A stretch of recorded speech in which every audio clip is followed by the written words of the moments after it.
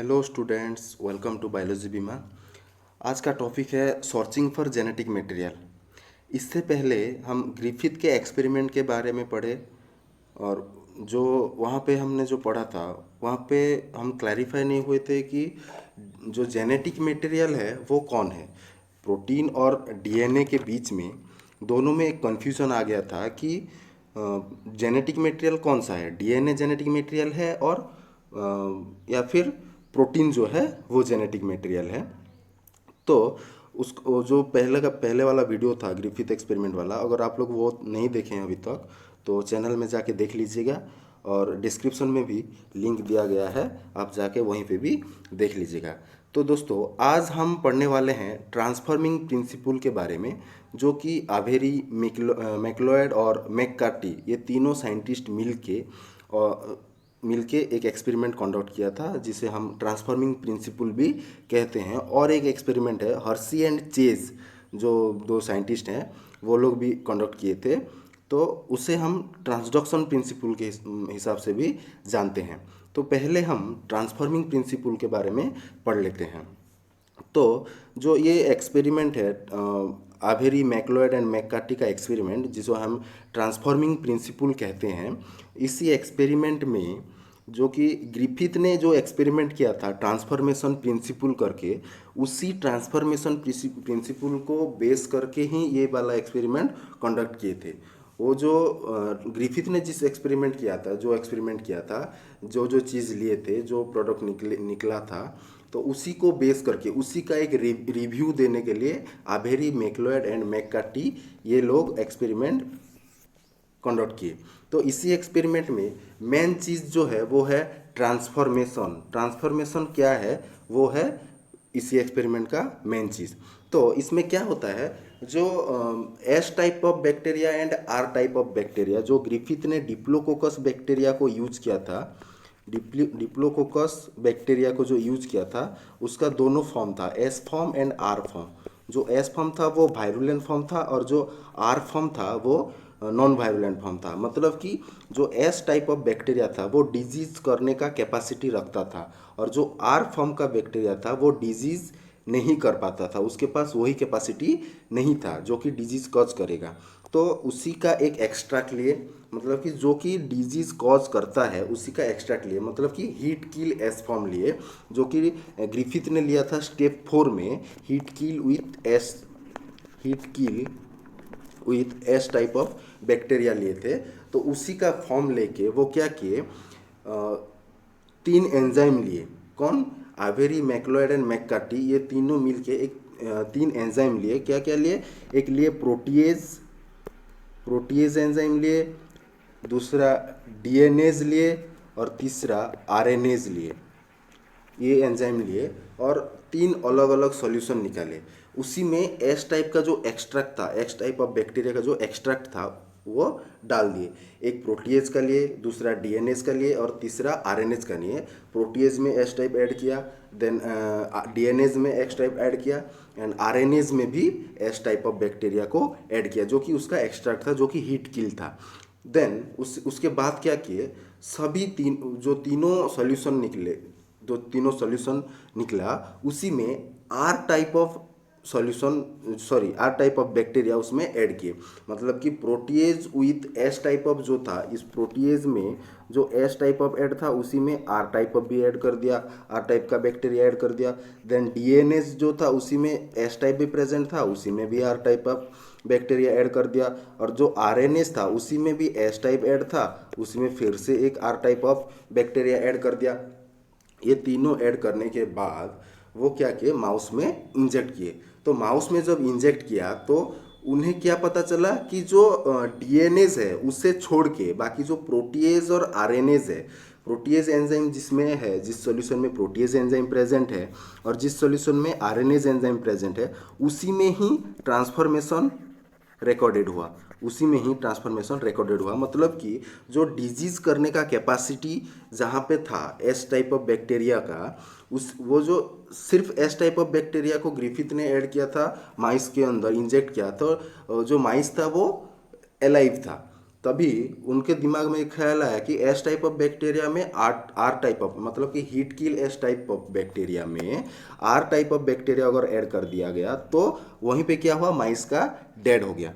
तो यहाँ पे प्रोटीन डीएनए में जो कन्फ्यूज़न है, प्रोटीन और डीएनए में जो कन्फ्यूज़न है उसी को क्लियर करने के लिए प्रोटीएज और आरएनएज में जो S type of bacteria with R type of normal bacteria और एस प्रोटीएज का जो S type of heat kill bacteria and R type of normal bacteria था, उसी में वो दोनों में ही क्या हुआ, जो ट्रांसफॉर्मेशन रिकॉर्डेड हुआ। सिवाय डीएनएज जो था, जो डीएनएज में एस टाइप ऑफ बैक्टीरिया था और उसी में आर टाइप ऑफ बैक्टीरिया डाल के वो क्या किए, माइस में इंजेक्ट किए, तो माइस जो है वो एलाइव रहा, मतलब कि डिजीज कॉज नहीं हुआ। तभी ये लोग क्लैरिफाई किए कि कौन कौन, एवेरी, मैक्लोइड एंड मैककार्टी, ये तीनों क्लैरिफाई किए कि जो डीएनएज है वो क्या करता है, जो सॉल्यूशन में डीएनए प्रेजेंट होता है वो डीएनए को डिस्ट्रॉय कर देता है। मतलब जो एंजाइम हमने डाला है प्रोटीएज, डीएनएज और आरएनएज, ये क्या, प्रोटीएज जो होता है प्रोटीन को डिस्ट्रॉय कर देता है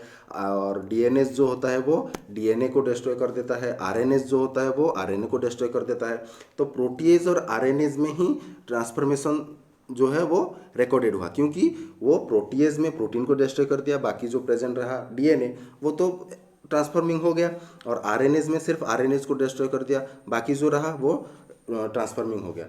डीएनएज में डीएनए को डिस्ट्रॉय कर दिया तो ट्रांसफॉर्मेशन शो नहीं किया। तभी वो लोग क्लैरिफाई किए कि जो जेनेटिक मटेरियल है वो डीएनए ही है। लेकिन तब तक जो वो उसके रिव्यू के बाद और भी साइंटिस्ट आए जो कि वो उनके प्रोसेस को वो क्या किए, डिस्क्वालीफाई कर दिए, मतलब कि उसे वैल्यू नहीं दिया, उसको एक्सेप्ट नहीं किए। ठीक है।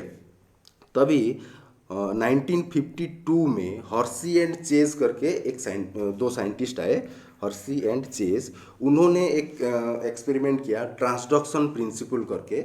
उसी प्रिंसिपल के बाद क्लियर हो गया कि जेनेटिक मटेरियल जो है वो डीएनए ही है। उसी प्रिंसिपल के बाद ही डीएनए जेनेटिक मटेरियल के हिसाब से क्लियर हो गया।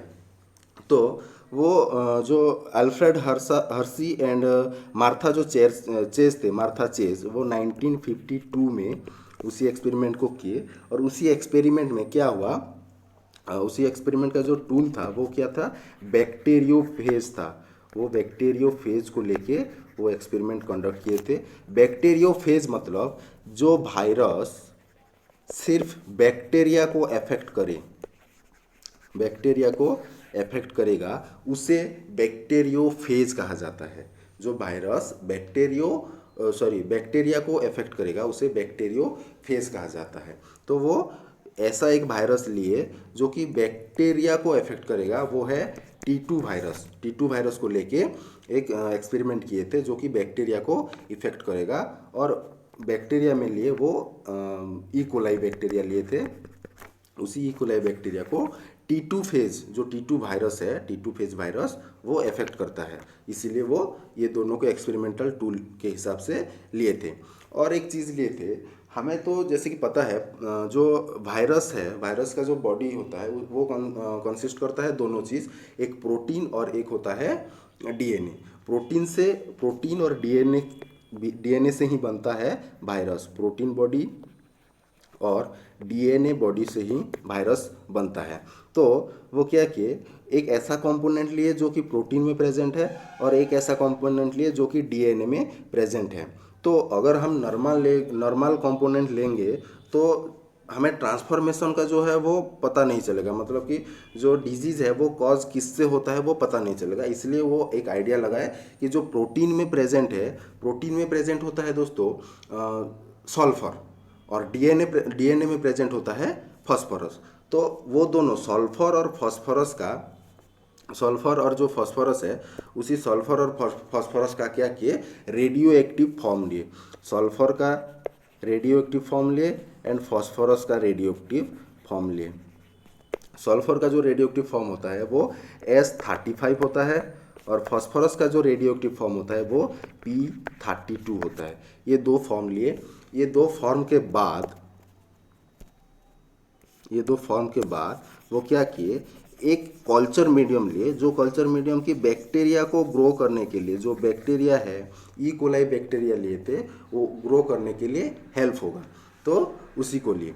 तो आइए वो हम एक्सपेरिमेंट के हिसाब से वो जानते हैं कि जो एक्सपेरिमेंट किया, जो हर्शी एंड चेस का जो एक्सपेरिमेंट था वो कैसे कंडक्ट किए थे, वो देख लेते हैं। तो दोस्तों पहले क्या किए, एक कल्चर मीडियम लिए, उसी में जो S35 ऐड कर दिया, ठीक है, उसी में S35 ऐड कर दिया। और S35 जो होता है वो रेडियो एक्टिव फॉर्म होता है। S35 ऐड करने के बाद वहाँ पे ई कोलाई बैक्टीरिया को ऐड कर दिया। तो जो ई कोलाई बैक्टीरिया है वो कल्चर मीडियम के थ्रू वो अपना कॉलोनी बनाना स्टार्ट कर दिया। उसके बाद जो ई कोलाई ऐड करने के बाद वहाँ पे T2 फेज को ऐड कर दिए, T2 फेज वायरस को ऐड कर दिए। तो हमें लास्ट प्रोडक्ट क्या मिला, कल्चर मीडियम में ई कोलाई बैक्टीरिया ग्रो हो गया, उसमें S35 ऑलरेडी प्रेजेंट है, हमने डाला है वहाँ पे, और ई कोलाई बैक्टीरिया डाल दिया वहाँ पे। तो S35 को लेके जो कल्चर मीडियम बना है उसी में ई कोलाई ग्रो होगा, मतलब कि ई कोलाई के जो कॉलोनी, नया वाला कॉलोनी जो है उसी में S35 प्रेजेंट होगा ही होगा। तो ठीक है, ये जो S35 प्रेजेंट हो गया, S35 और ई कोलाई बैक्टीरिया में जो प्रेजेंट हो गया, उसके बाद T2 फेज को वहाँ पे डाल दिए।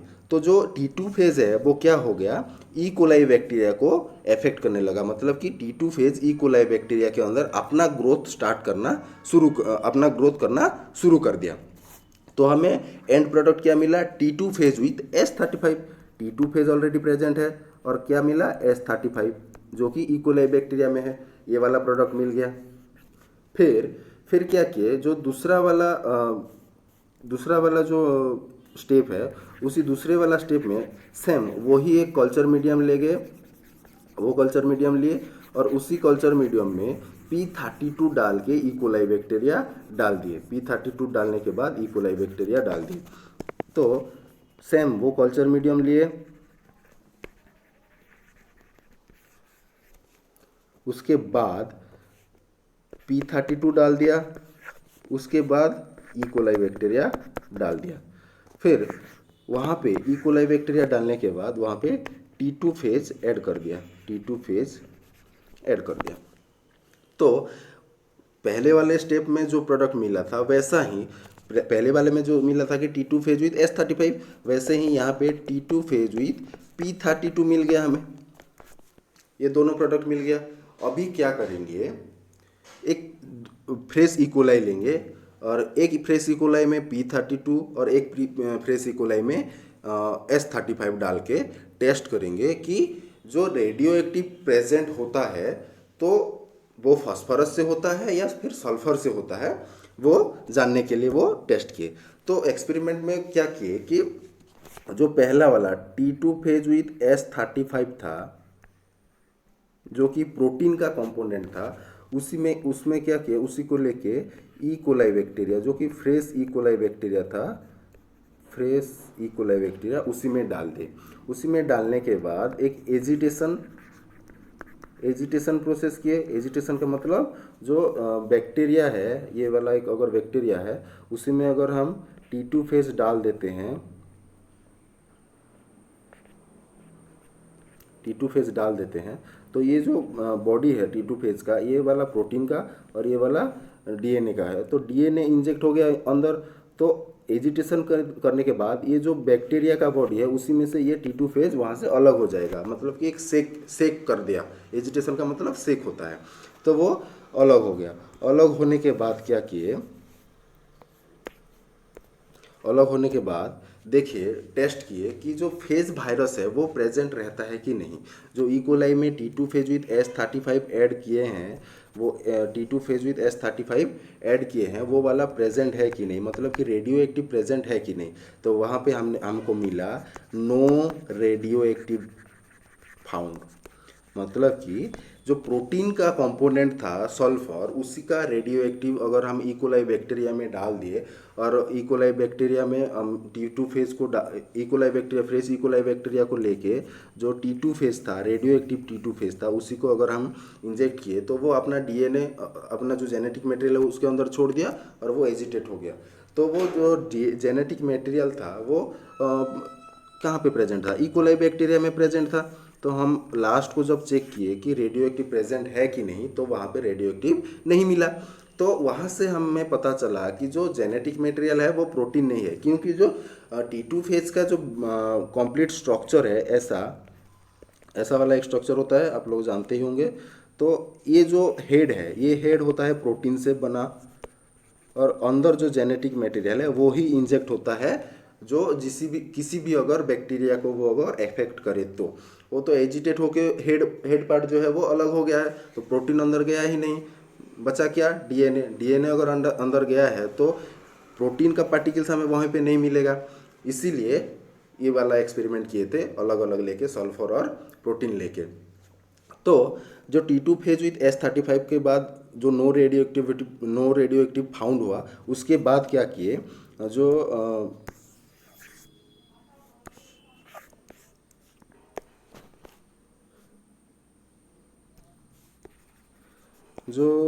P32 था, P32 T2 phase with P32 था, उसी को क्या किए, फ्रेश इकोलाई में डाल दिया।